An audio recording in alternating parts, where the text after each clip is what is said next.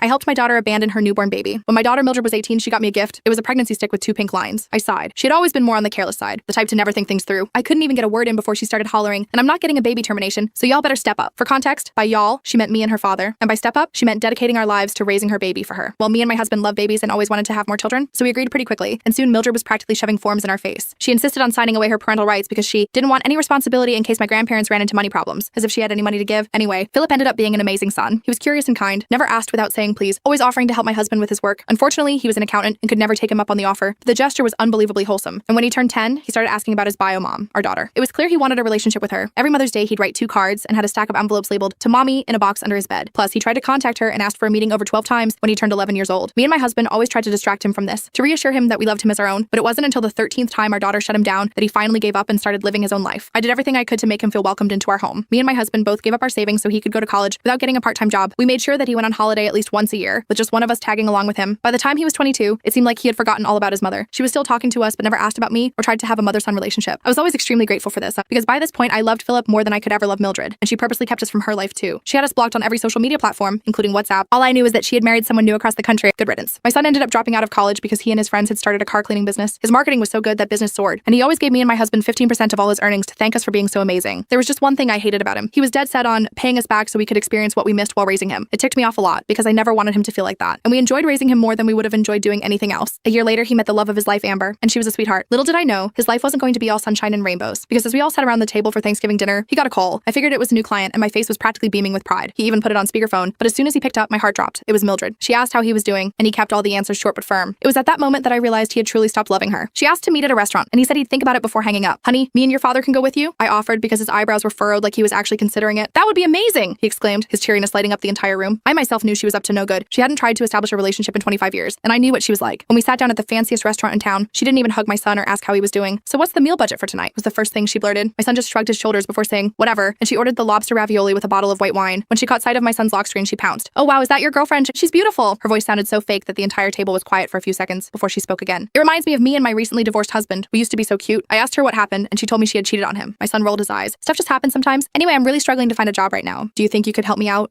I guess, great. What she said next shook me to my core. I'm going to need around $14,000 to secure an apartment. I'll send you my bank details, so make sure to send the money before the weekend. I expected my son to get angry, but instead he just nodded and waited for the food to arrive. So I opened my mouth to speak and rip her a new one, but then I felt a pinch under the table. It was my son, so I just stayed quiet. Little did I know, my sweet son had an ace up his sleeve, and my daughter was finally going to suffer the way she deserved. Full story on account, link below.